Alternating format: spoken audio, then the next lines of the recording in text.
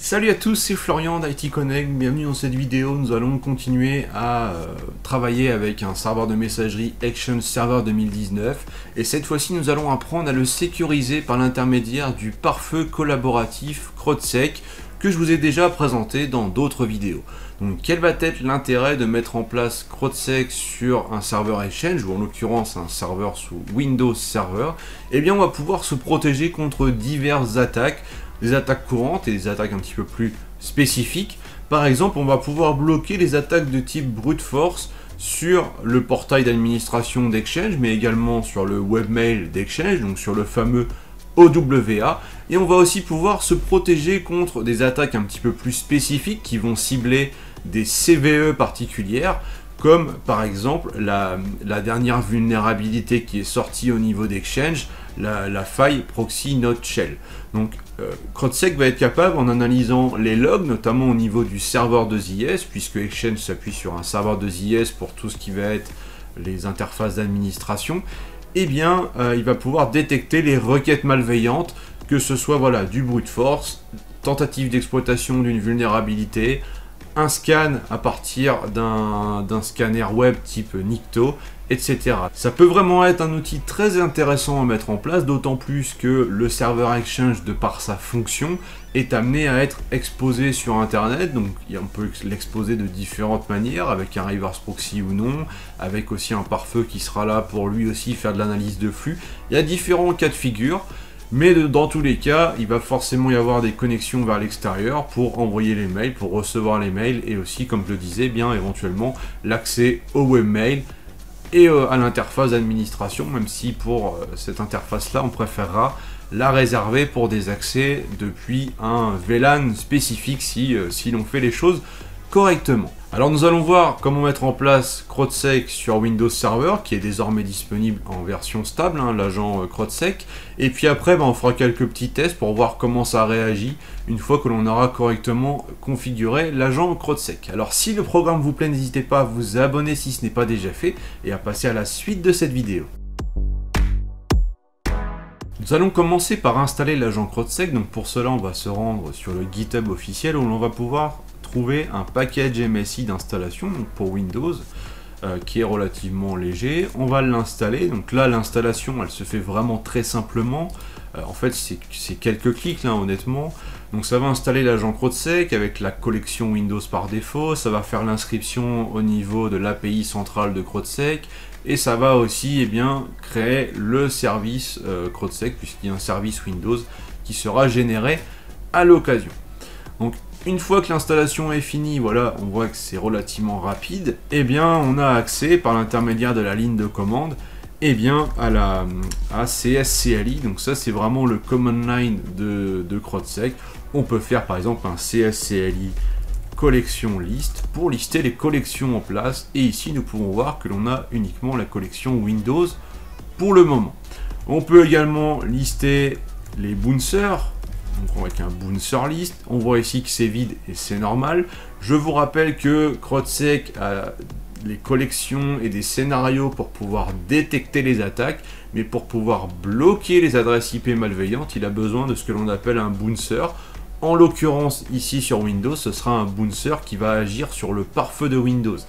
Ce qui signifie que quand une adresse IP sera bloquée parce qu'elle a fait une action malveillante, ce sera une règle de pare-feu au niveau de Windows qui sera créée, et donc toutes les requêtes en provenance de cette adresse IP à destination de notre serveur Windows seront bloquées. Nous allons profiter d'être dans la ligne de commande ici pour installer la collection propre à 2IS, parce qu'on a besoin de cette collection là pour faire les détections sur tout ce qui va être web. Donc on va faire un CSCLI collection install CROD security /2IS. On envoie la commande, voilà, il fait l'installation lui-même. On peut voir ici qu'il a intégré différents scénarios. Une fois que l'installation est effectuée, on peut lister les collections avec un CSCLI collection list. Et on peut voir ici qu'on a bien la collection 2IS qui est accompagnée par deux autres collections, celle-ci et celle-ci. On peut d'ailleurs inspecter celle qui s'appelle HTTP-CVE pour voir quels sont les différents scénarios qu'elle contient. Donc ça, on va le faire tout simplement avec la commande CSCLI collection inspect et là on met le nom de la collection, donc CROT-Security/HTTP CVE. Et là, on va pouvoir remarquer la liste des CVE pour lesquels CrowdSec peut nous protéger. Et on va repérer dans cette liste bien, la CVE 2022-41-082 qui correspond à la vulnérabilité Proxy Nutshell au niveau qui cible directement les serveurs Exchange. Donc ce qui est plutôt une bonne nouvelle. Maintenant, nous allons nous connecter une nouvelle fois sur le site de CrowdSec, mais cette fois-ci c'est sur le hub CrowdSec, de manière à télécharger le bouncer, donc le CS Windows Firewall Bouncer. On clique sur Download, on récupère le MSI, et donc ça va permettre, comme je disais, de pouvoir bloquer les adresses IP. Donc, on lance l'installation. Une nouvelle fois, c'est l'affaire de quelques clics. Voilà, donc là il va démarrer, pareil, les infos qui vont bien. On clique sur Finish, je relance ma ligne de commande et je vais refaire un CSCLI Bouncer List et on peut voir que cette fois-ci, j'ai bien un bouncer. On a fait la majorité de la configuration, il nous reste tout de même à faire un petit ajustement. Donc là, c'est dans les fichiers de configuration de CrowdSec. Donc les fichiers de configuration sont désormais dans ces deux points Programme Data. Voilà, ce qui n'était pas le cas avec la version alpha CrowdSec, et là on retrouve les différents fichiers de configuration. Nous allons aller dans Config et dans le fichier aki.yaml que l'on va devoir éditer de manière à ce que CrowdSec puisse analyser les fichiers de log de 2IS afin de détecter les attaques. Parce que là, par défaut, en fait, il va regarder l'observateur d'événements de Windows, notamment pour ce qui est brute force, mais nous on veut aller plus loin, on veut analyser sur la partie 2IS, donc il faut lui indiquer où se situent nos logs 2IS. Donc pour cela, on ajoute ce bloc de quelques lignes de configuration.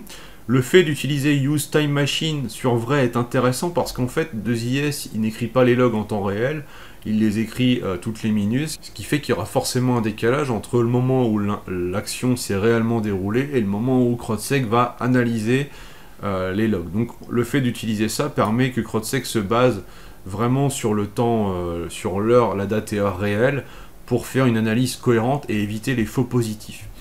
Ensuite ici c'est tout ce qui est log. Donc par défaut 2IS il stocke ses logs dans ces deux points inetpub log et ensuite dans logfile et dans différents dossiers comme on peut le voir ici. Donc le fait de mettre ça permet d'avoir un chemin générique et l'astérix va prendre tous les noms de dossiers, donc ici celui-ci et celui-ci, et à chaque fois on prend tous les fichiers de log et lui il va analyser tout ça de manière à détecter les attaques. Donc on enregistre, voilà. On va redémarrer le service CrowdSec, donc on peut le faire en PowerShell, restart service CrowdSec, voilà. Et à partir de là, la configuration de CrowdSec est terminée pour que l'on puisse être protégé contre les attaques courantes et les attaques au niveau de 2IS. Donc maintenant, on va passer à la phase d'attaque où on va faire 2-3 tests, voir un petit peu comment réagit CrowdSec, s'il nous bloque bien ou non. Pour commencer, nous allons réaliser une attaque brute force sur le webmail d'Exchange. On aurait pu le faire manuellement en se connectant avec un navigateur sur l'OWA et puis en mettant des identifiants mots de passe aléatoires. J'ai voulu faire un truc un petit peu plus cool. J'ai trouvé sur le net un script qui s'appelle OWA Brute, qui est un script bash assez simple, qui en fait permet d'exécuter des requêtes sur OWA, donc en mode brute force, en utilisant l'outil Hydra, donc qui prend en charge plein de protocoles en matière d'authentification. Donc en fait, il faut installer Hydra sur la machine Linux. Ici, c'est sur une Kali Linux via WSL, donc sur un Windows. Et une fois qu'on a fait ça, on peut donc mettre en place le script OWA Brute que je peux vous montrer d'ailleurs. Donc je l'ai mis en place dans un dossier, voilà, sur mon PC. Voilà à quoi il ressemble. Donc il est assez simple et du coup on peut aussi voir un petit peu ce qu'il fait assez facilement. Et on voit qu'il envoie des requêtes spécifiques donc pour simuler des authentifications sur un OWA. Donc j'ai fait ça.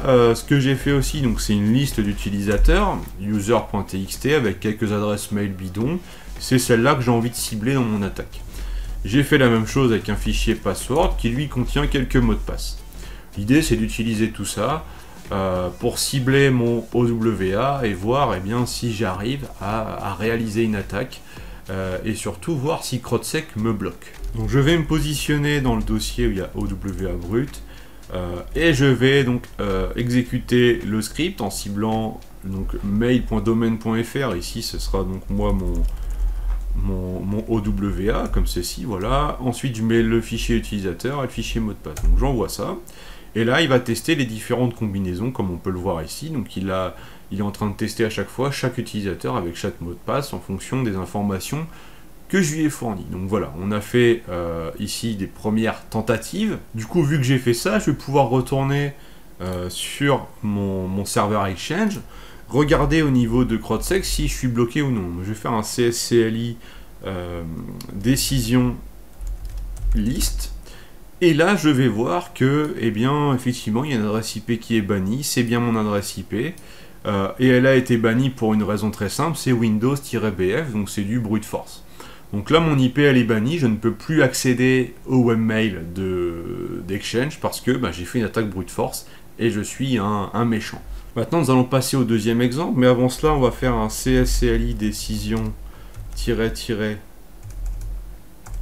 delete IP et on va mettre l'IP parce qu'il faut quand même que je débloque mon adresse IP de manière à pouvoir refaire une deuxième tentative avec un autre outil. Donc voilà, c'est fait. Pour cette deuxième tentative, on va utiliser l'outil Nikto qui va permettre d'analyser notre site web, en l'occurrence ici OWA, à la recherche d'éventuels problèmes de sécurité. Donc là, l'analyse va être effectuée, on voit que il m'a mis les informations sur le certificat, l'adresse IP du serveur, etc. Donc là, il va travailler, et au bout d'un moment, mon client va une nouvelle fois être bloqué, mais cette fois-ci pour une autre raison. Voilà, nous venons de voir comment mettre en place CrowdSec sur un serveur Exchange. Donc on a vu que c'était relativement simple. Mais en tout cas, après, même si la mise en place est simple, dans la pratique, c'est relativement efficace, puisqu'on a fait 2-3 tests, et à chaque fois, on est bien bloqué. Donc c'est vraiment une protection très intéressante pour les serveurs de messagerie Exchange, mais également pour les serveurs Linux. Je vous ai déjà fait d'autres démos sur CrowdSec. Donc il y a vraiment un intérêt à mettre en place ce type d'outil. Après, on aurait pu aller plus loin et essayer d'exploiter la vulnérabilité proxy node shell. Après, personnellement, je ne sais pas faire ce type d'action, donc j'ai pas pu faire ce test. Mais on a pu quand même voir que c'était efficace. Pour aller plus loin, vous pouvez aussi regarder du côté de la console CrowdSec qui vous permet d'avoir un tableau de bord en mode web avec les informations sur les attaques, sur vos différentes instances CrowdSec, voir la réputation des adresses IP et tout ça. Je vous l'avais présenté aussi dans une autre vidéo. Alors n'hésitez pas à liker au maximum et à partager et on se retrouve très vite. Ciao.